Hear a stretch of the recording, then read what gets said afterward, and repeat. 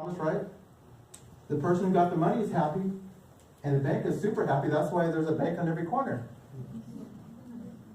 But get this, when you go into a bank, real quick, because I gotta drive this home, have you ever asked them for their college degree?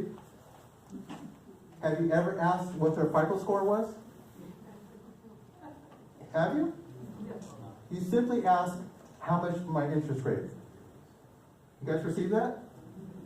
So I'm sharing with you guys, I want to connect the dots. Even if you have a jacked up credit score, you can do this. There is no reason you cannot do rental arbitrage. As long as you're paying people, get it? Get it? Yeah. So all that negative chatter in your head, let it go. All right, here we go. Let's break it down. Rental arbitrage, you go and rent a spot. I'm going to rent a place from Lori. Lori, how much do you want for your unit? 800. Got it? I'm going to put my furnishing in it. Okay, I'm furnishing her place. I'm making it into a furnished rental. You guys got me? Then I go market it on the internet and all these other different places. And I bring in twice as much.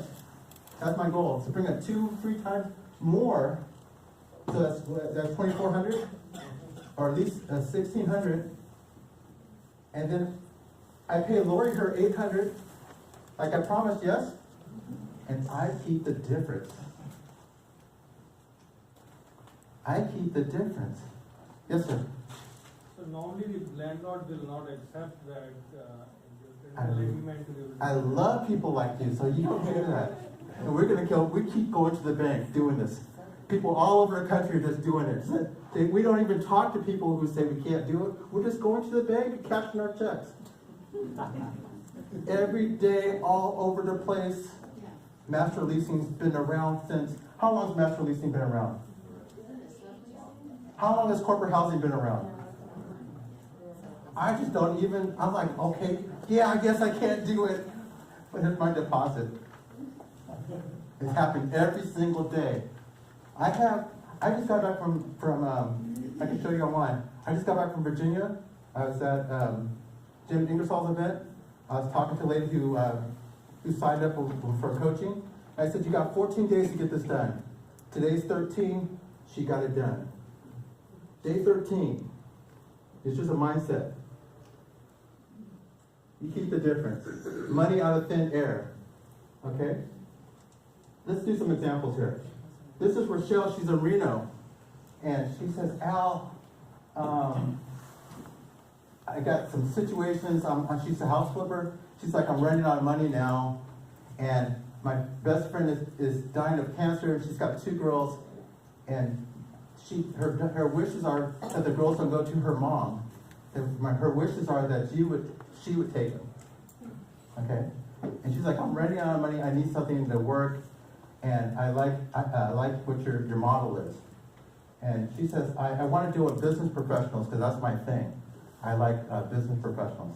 So the world of short-term rentals is either you're a traveler or you're a tourist. A tourist or traveler. Tourists, when you hear horror stories, they're from tourists. Travelers, business travelers, they have employers that are paying for their stay. They have a different mindset, okay? I only deal with travelers, business travelers. She liked that idea.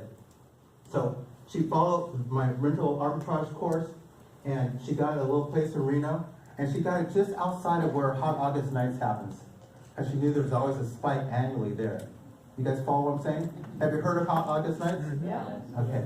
So she got this little place, she told the landlord what she was doing, got permission to rent her corporate housing company out of it. She told him she's dealing with business travelers. He says, that's a smart thing, go do it. And then I was coaching her to keep your costs low. So she went and got some old used furniture. It was nice. She got on consignment, she got a sofa and decorations. She just kept it really, she didn't do what you see on HGTV. She was keeping it real, trying to keep her budget down. She took furniture out of her guest room and put it there and made the bedroom up. Okay? So she knew about Hot August Nights. She knew that was going to affect the price. So she wasn't gonna book there, she's gonna leave those dates open, so she can make a lot of money, a month's worth of income. But she found a construction worker, and he's needed to stay 10 months. He's building something, and she said, okay, you can stay, but you gotta move out during Hot August nights. And he's like, well, if I move out, I gotta pay more elsewhere at these hotels. So she said, well, why don't we, using her insider knowledge, why don't we just increase your rent a little bit each month? And he said, yeah, let's do that. So she started making $900 of net income per month for 10 months. And she's already got a backlog. But let's break this down a little bit more. Do you guys follow what happened? Mm-hmm. She kept her expenses down. Her client pays her $2,100 per month. Okay, she receives that. She pays the landlord $850 per month for that place. Okay, in Reno. All right, we good? Utilities, Wi-Fi, $350. And she has some insurance. She has some extra insurance she wanted. Okay, we're good? That's how we got the $900 per month, okay? So that's how it looks. Every month, 10 months, and then she can book it after that. There's plenty of people from Tesla and traveling nurses coming to Reno. It's really not a problem, okay? So let's break it down even more. So she kept her startup costs down, which is really, you know, people, we're keeping it real, right? We're talking about below the waterline. The biggest disservice, folks, is those TV shows that show over-glamorizing their short-term rentals. They had me audition for a show on CNBC. I didn't make it because I was talking about net income. I wasn't trying to talk about go do all this, okay? So her monthly income is $900, right? Her startup cost was $4,100. She breaks even in 4.5 months. That's 120% return on investment, yes? So what this is important to understand is that she could have borrowed the money. She didn't need to come out of pocket. She could have borrowed the $4,100 and paid whatever interest rate and paid it off in 4.5 months. Do you guys get that?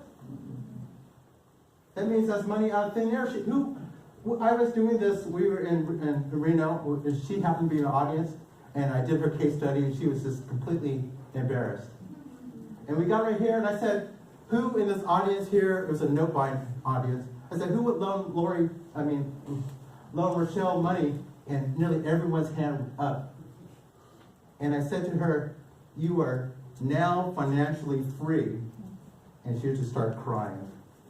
Because everyone wanted to loan her money. She didn't need to use her own money. You guys get that?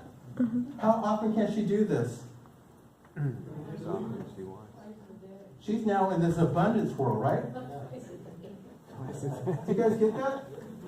So if you guys have some, wait a second. We said $500 was good here, $300, right? And we said we had to come out down payment $100,000. Is that what we said? Yes?